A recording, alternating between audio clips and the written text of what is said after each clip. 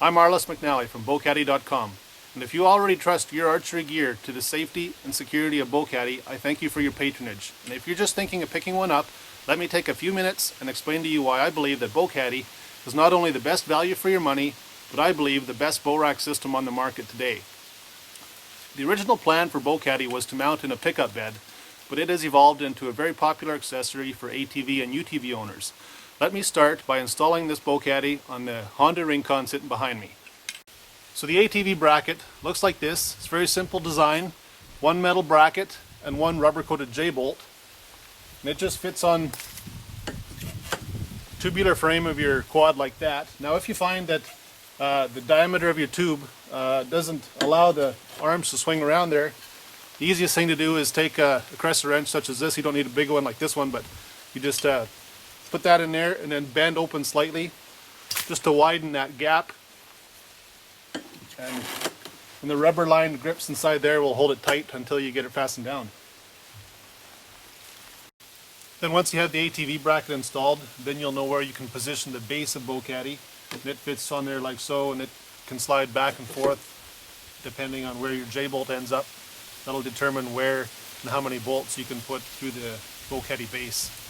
I should point out that on some quads these two tubes here are closer together, and in those situations it's sometimes necessary to put this J-bolt in this bolt hole actually through the BowCaddy base.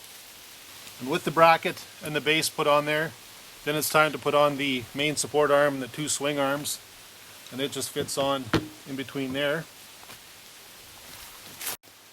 So this is what the setup looks like in compact mode, and if I want to put a bow in there, just back off these wing nuts a few turns, and you can see that this pin, the steel pin here, will drop into either the holes or the slot and can slide back and forth. It's adjustable to fit any limb style that you might have. I'm going to throw a PSE Rogue in here.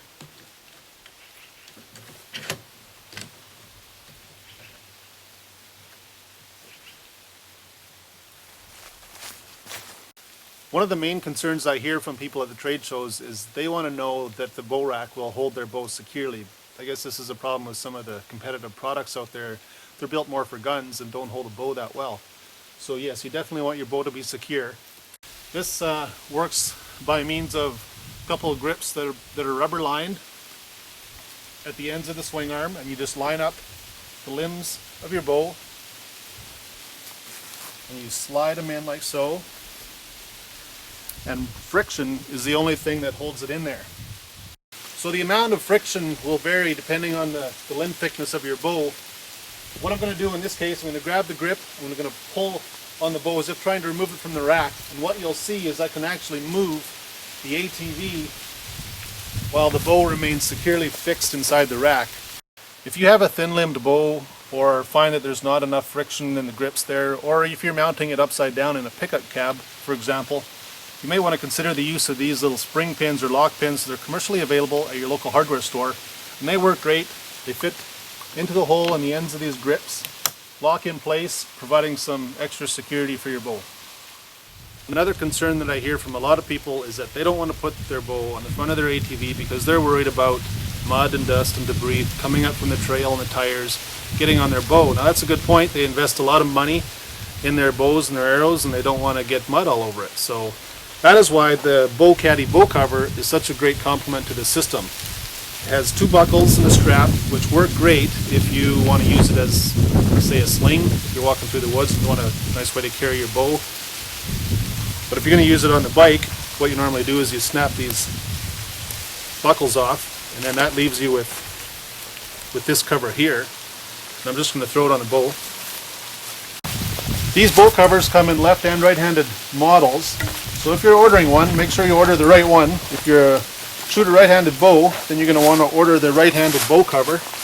You can see it goes on there rather quickly, and once it's on, it serves well to protect the cams. They're very important. Covers up your string, your sights, your rest. All that's sticking out is the end of your arrows. And it comes off just as quickly, if not quicker. Some states and provinces require a bow to be encased during transport. So if you live in one of these areas and up until now you've had to use a bulky hard case to comply with the laws, I've got good news for you. Bow caddy and the bow cover are generally considered to be a legal alternative to a cased bow in these areas.